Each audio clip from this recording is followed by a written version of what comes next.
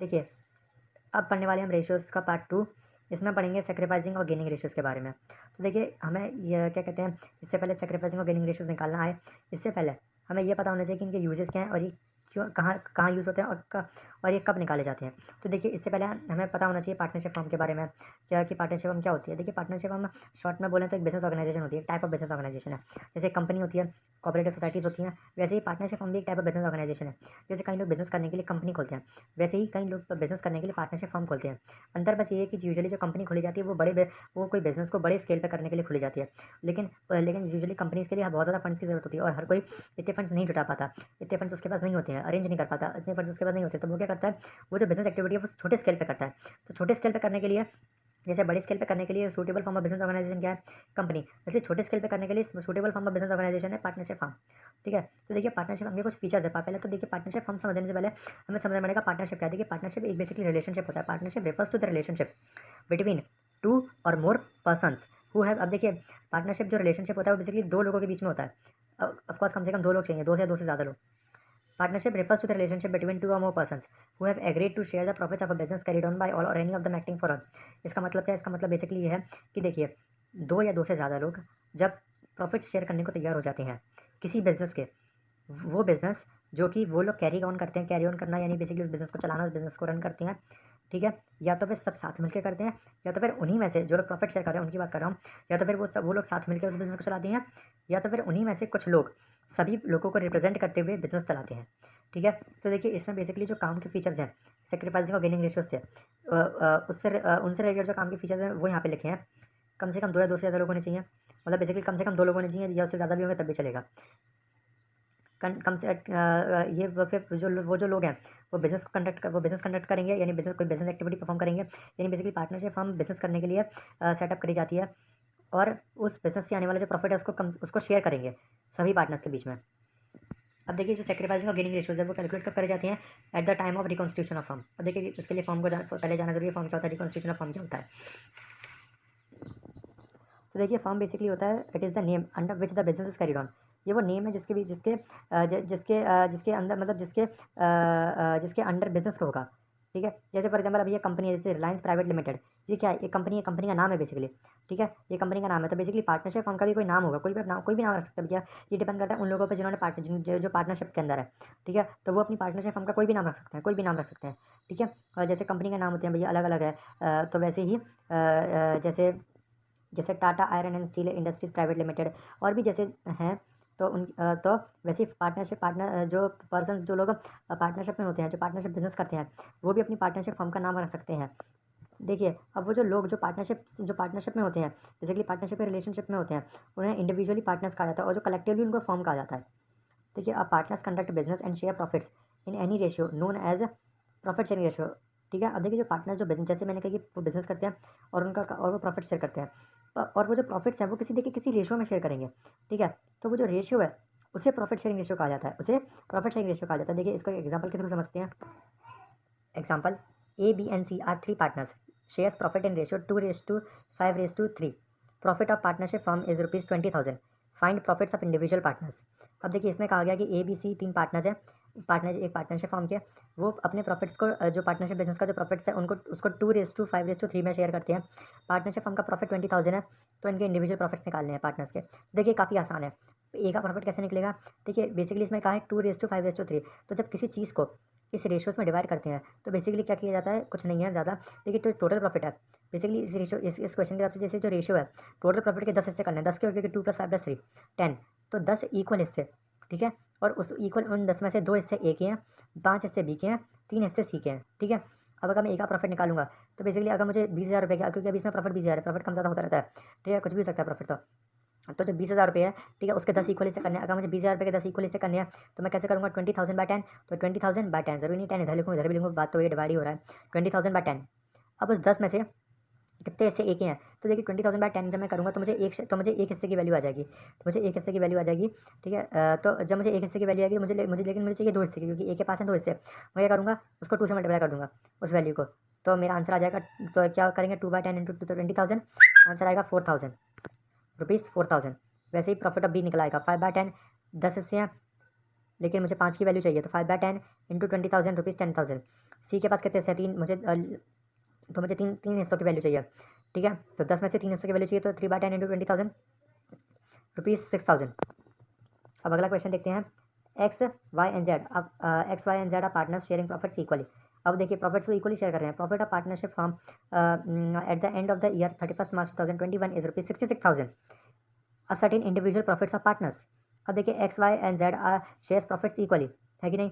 तो profit share, तो देखिए profit shares of each partner, कैसे निकालेंगे हर एक पार्टनर का profit share? Total share upon number of partners. अब ये फॉर्मूला कहाँ से है? बेसिकली फॉर्मूला ये लॉजिक है। देखिए टोटल प्रॉफिट को आप इस सर्कल से रिप्रेजेंट कीजिए, मान के चलिए सर्कल टोटल प्रॉफिट है, ठीक है। अब टोटल प्रॉफिट को इन 3 पार्टनर्स में बांटना है, मान के चलिए, ठीक है, और बराबर हिस्से में बांटना है। अपन क्या करेंगे, यहाँ से ऐसी लाइन खींचेंगे, यहाँ से इतना हिस्सा ये एक एक्स का, इतना हिस्सा वाई का, इतना हिस्सा जेड का, ठीक है। तो बेसिकली मैं कह सकता हूँ कि पूरे इसमें से 33.34% जो है एक्स का हो गया, और 33.34% बेसिकली होता क्या है भैया? 1/3 हिस्सा। तो 1/3 हिस्सा किसका हो गया? एक्स का।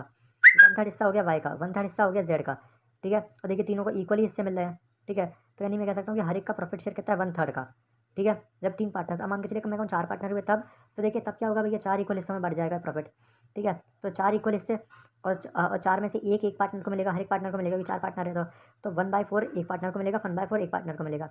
अब आप दोनों कंडीशन में देख लीजिए, सम है वो 1 ही आ रहा है टोटल शेयर का। ये टोटल शेयर है, इसमें से share of X, share of Y, share of Z, तीनों का शेयर का सम करेंगे तो टोटल शेयर आएगा 1। तो टोटल शेयर की वैल्यू क्या होगी? हमेशा 1, और नंबर ऑफ पार्टनर्स चेंज होता रहेगा क्वेश्चन के हिसाब से। अब इसके अंदर 3 है एक्स वाई जेड, तो 1/3, तो जो वैल्यू आई हर एक के शेयर की वो गई 1/3। तो प्रॉफिट शेयरिंग रेशो कैसे होगा? 1/3 रेस टू 1/3 रेस टू 1/3। तो देखिए अब ये बराबर है तो कैंसिल हो जाएंगे 3 और 1:1 आएगा, तो जब इक्वल शेयर बोला जाए तो यही होता है। हालांकि अगर नंबर ऑफ पार्टनर कम ज़्यादा है तो ये 1, या अगर जैसे 2 पार्टनर है तो 1:1, 4 है तो 1:1 ऐसे हो जाएगा। अब देखिए इंडिविजुअल प्रॉफिट्स ऑफ पार्टनर्स कैसे निकालेंगे? उसी तरीके से जैसे पहले निकाला था। ए का प्रॉफिट आ जाएगा 1/3 into rupees 1/3 into 66,000 rupees 22,000। B का आ जाएगा 1/3 इंटू 66,000 रुपीज़ 22,000। सी का भी सेम इसी तरीके से आ जाएगा। अब देखिए सेक्रीफाइसिंग और gaining ratio are calculated at the time of reconstitution of form, ठीक है। At the time of reconstitution of form, तो रिकॉन्स्टिट्यूशन ऑफ फॉर्म बहुत ज़रूरी है, ठीक है। अब देखिए रिकॉन्स्टिट्यूशन ऑफ फॉर्म होता क्या है? पहली बात तो देखिए बेसिकली कॉन्स्टिट्यूट करना क्या होता है? कॉन्स्टिट्यूट करना यानी कि जोड़ना, यानी बिल्डिंग करना, ठीक है। यानी जब कुछ किसी चीज़ को जब जोड़ा जाए तो ठीक है, कुछ पार्ट्स को अगर जोड़ा जाए तो उसे कहते हैं अपन कॉन्स्टिट्यूट कर रहे हैं, ठीक है। मान के चलिए ये 3 लोग हैं, ठीक है। ये 3 लोगों ने सोचा कि चलो हम एक पार्टनरशिप फॉर्म बनाते हैं, ठीक है। हम आपस में एक पार्टनरशिप के रिलेशनशिप में आ जाते हैं। तो ये तीनों पार्टनरशिप के रिलेशनशिप में आ गए, ठीक है। और ये बेसिकली ये समझ, और देखिए partnership forms comes into existence, ठीक है। इसे कहते हैं कॉन्स्टिट्यूशन ऑफ फॉर्म, ठीक है। अब देखिए किसी रीज़न के कारण क्या होता है? पार्टनरशिप गेट डिसॉल्व देखिए डिसॉल्व यानी कि होता है बर्खास्त करना एक तरीके से, ठीक है, यानी कि खत्म हो जाती है बेसिकली। अब देखिए मैं बात कर रहा हूँ पार्टनरशिप की, ना कि पार्टनरशिप फर्म की। पार्टनरशिप फर्म और पार्टनरशिप अलग अलग चीज़ होती है। अगर पार्टनरशिप फर्म डिसॉल्व हो जाए तो एक तरीके से कह सकते हैं कि भैया कंपनी जैसे होती है, कंपनी का अपन कई बार कहते हैं कि सुनते हैं कि कंपनी का दिवाला निकल गया। What is this? Company insolvent हो गई, ठीक है। कंपनी इंसॉल्वेंट हो गई कहते हैं, कई बार कहते हैं कंपनी का दिवाला नहीं, सुनते हैं कंपनी का दिवाला निकल गया, ठीक है। तो यानी कंपनी इंसॉल्वेंट हो गई, तो ठीक है। कई बार तो क्या होता है? कंपनी भी बंद हो जाती है, ठीक है। तो पार्टनरशिप फर्म डिसॉल्व होती है तो यानी पार्टनरशिप फर्म बंद हो गई, डिसॉल्व हो गई यानी बंद हो गई, ठीक है। पर यानी बेसिकली खत्म हो गई एक तरीके से, ठीक है। पर जब क्या पार्टनरशिप डिसॉल्व हो रही है, अब देखिए पार्टनरशिप का आप समझ सकते हैं कि ये जो ये सर्कल, ये लाइन है, ये मोटी मोटी सी लाइन, ये पार्टनरशिप है, और ये पूरी फर्म है, ठीक है। अब देखिए अब देखिए अब व्हेन पार्टनरशिप गेट्स डिसॉल्व, तो क्या होता है? ये जो होता है बबल, ये बबल बस्ट हो जाएगा एक तरीके से, सम्मान के चलिए समझिए, ठीक है। तो ऐसा क्यों होगा? इसके कई सारे कारण हैं। जब नया पार्टनर आता है, वह न्यू पार्टनर कम्स इन, ठीक है। देखिए जरूरी थोड़ी ना कि स्टार्टिंग में एक पार्टनरशिप में जितने पार्टनर्स थे उतने ही रहेंगे, वो बढ़ भी सकते हैं, वो कम भी हो सकते हैं, ठीक है। ये कब होगा? जब यहाँ कोई नया पार्टनर आ जाए या तो फिर कोई एग्जिस्टिंग पार्टनर चला जाए, ठीक है, ठीक है। तो जैसे मान के चलिए मैंने कही कि पार्टनरशिप डिसॉल्व हो गई, तो क्या होगा? ये 3 पार्टनर अलग अलग हो जाएंगे, ठीक है, लेकिन फर्म चलती रहेगी, firm continues. When partnership gets dissolved firm continues, ठीक है। तो क्या होगा? मान के चलिए इस सिचुएशन में लेते हैं कि नया पार्टनर आ रहा है, तो क्या होगा? ये डी एक नया पार्टनर, उसका कुछ एक शेयर होगा, ठीक है, कुछ एक शेयर के लिए आ रहा होगा वो, ठीक है। मतलब उसको भी तो प्रॉफिट शेयर देना पड़ेगा ना, तो टोटल शेयर में से ही देंगे, तो डी आ रहा है। अब देखिए अगर चारों का सम करेंगे फिर तो वो सर्कल बन ही नहीं पाएगा, सर्कल है क्योंकि सर्कल फिर ओवरलैप करेगा, है ना। तो क्या करेंगे? ए बी और सी अपना थोड़ा थोड़ा प्रॉफिट छोड़ देंगे, ठीक है। तो अब देखिए पार्टनरशिप फॉर्म क्या हुई? ये जो पार्टनरशिप फॉर्म थी, ये सर्कल, ये जो बॉक्स फॉर्म का रिप्रेजेंट कर रहा था, ये खुल गया, तो ठीक है। और फिर जब डी आया, डी जब पार्टनरशिप फर्म के अंदर आया, ए बी सी ने अपना थोड़ा थोड़ा प्रॉफिट उसको दिया, प्रॉफिट शेयर दिया, ठीक है। तो आखिर में क्या हुआ? ये ऐसा एक पार्टनरशिप फर्म वापस दे देगी, तो ये क्या हुआ? इसे कहते हैं रिकॉन्स्टिट्यूशन फर्म। फिर ये पार्टनरशिप फर्म जैसे गेट, मान लीजिए फर्म का गेट लग गया, ठीक है, असल में कोई गेट वगैरह नहीं होता, वो तुम्हें समझाने का तरीका है, ठीक है। तो जब ये ऐसे गेट लग गया तो एक तरीके से हो गया कि भाई रिकॉन्स्टिट्यूशन ऑफ फर्म हो गया, ठीक है। पहले क्या थे, पहले 3 पार्टनर्स थे, ए बी सी और 3, सॉरी ए बी और सी।